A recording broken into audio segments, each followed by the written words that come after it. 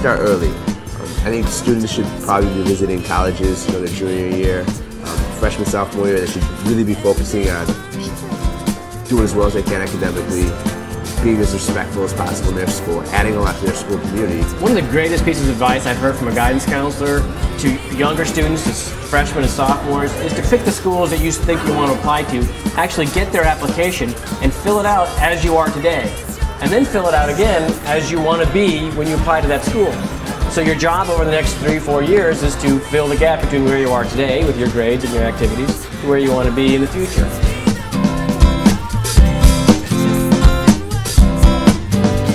Visit the campus, see what the student body is like, meet the people, sit down on a class.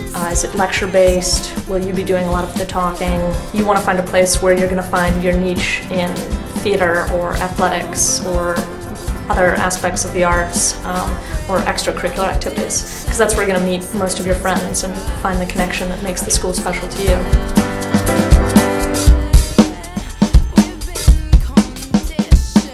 The online application coming from the Common Application is easier for us to process because our support staff who enter the student's application into our database do not have to enter that information manually. I'd only emphasize that they print that off before they hit submit and have others review it and proof it and make sure that it is professionally ready for submission.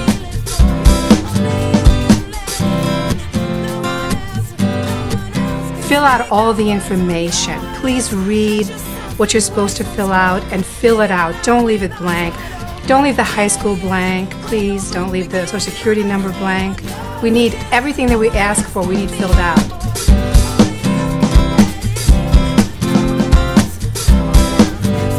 If possible, send all your application materials in one envelope.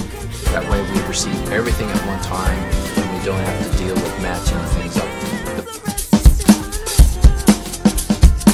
Your letter of recommendations aren't there to talk about your GPA or SAT score. The college can see that in a second just by, it's a number. The letter of recommendation is an opportunity for you to shine based on who you are internally. Oftentimes students will ask, does it matter if I go to private? Does it matter if I go to public or parochial? No. It matters how you perform in that environment, in that given environment. So we want to see students that have been able to excel no matter wherever they are, that they took the most challenging curriculum. That's the best thing I can tell any student who's looking to go to college. Take advantage of every opportunity that your school offers. Be a leader in your own environment.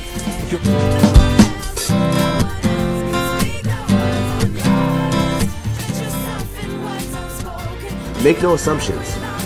For example, a lot of the schools I applied to, I didn't have enough money. I was on welfare.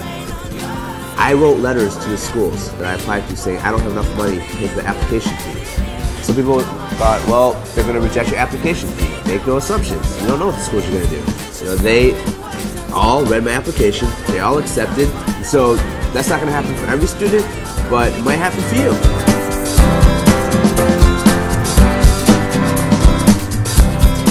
Throughout the college search process, there's no one that's going to be more important to you than your guidance counselor.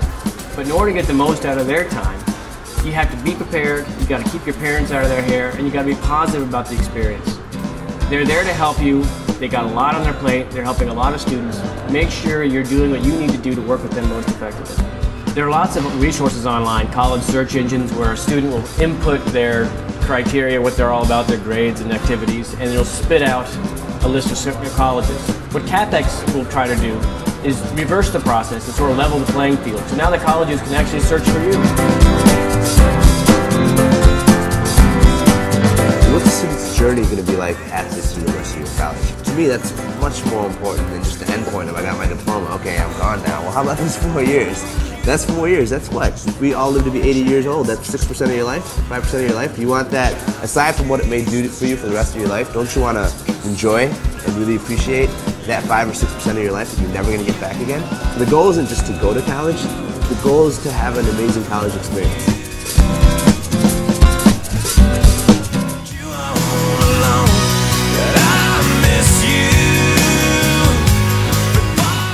I applied to 2. What college did you apply to?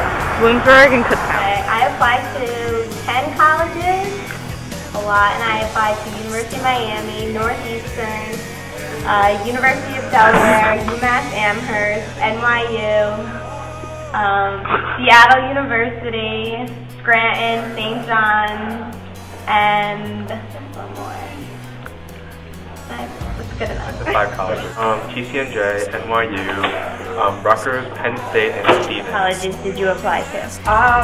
Honestly, I don't remember how many colleges I applied to. I originally applied to 5. I started off with 5, but it increased with time. My first 5 colleges that I applied to was Widener, Temple, Drexel, DeSales, and Villanova. To Widener, I got accepted to DeSales, I got accepted to Temple and Drexel. So basically the first 5 I got accepted to, except for Villanova. 1, and it was Penn State. Living on my own. Well, mainly it's like waiting for the decisions because it's so stressful just sitting there waiting and not know if they accepted you or rejected you. It was sort of expected that I'd be going to college because of my parents and everything, so whatever. I guess everybody around me. I mean, everyone in my family went to college. My brother's at college. That was definitely a major influence. My parents, they never really had the education that I had, and they always pushed me to get a better education and have a better life. And the situations that they're in now, like I definitely wouldn't want to be in it. So the motivation is just to be better. I want to become a teacher. I want to do something with my life, you know. I want the full college experience mainly. Like in high school I focused so much on academics, I didn't really have a social life. And so I want the social aspect of it as well in college. I want to go to college because I want to be a nurse. And I want to experience something outside of New Jersey, outside of my comfort zone. I feel like if I go to college, it'll just be a completely My major is biology because I want to be a doctor. I'm going to go to college for nursing, get my bachelor's in nursing, and then go right into my master's for advanced practice nursing. What do I expect? Party? I'm just wanting to live life, really, be on my own and everything. I see myself in 10 years with hopefully a PhD in nursing. I don't know, maybe married. Definitely not kids yet, but I definitely want to be in a good place. 10 years I see myself at a city hospital, really busy, living in an apartment, and maybe settling down. Settling down, getting married. But I definitely want to be a nurse practitioner in 10 years. Listening to the album that they just listened to. Please don't take out your lighters. Freaky? It hasn't really hit me yet.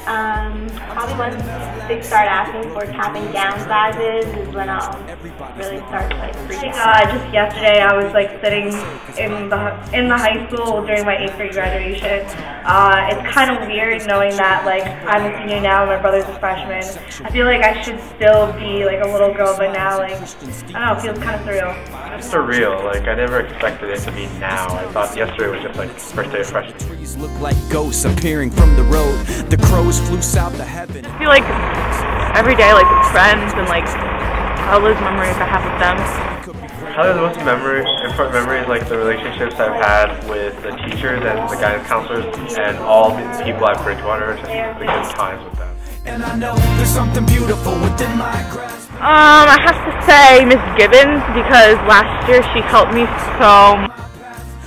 I don't really have the most influential teacher. I would have to say the whole, all the teachers in the 800 building, they were the science department, they were basically my family for 4 years. They're all my moms, they always take care of me. Whenever I need them, my most influential teacher, probably Newman, because she's there for you and she helps. Going on outside, and I don't give a fuck. I could never win the fight for me.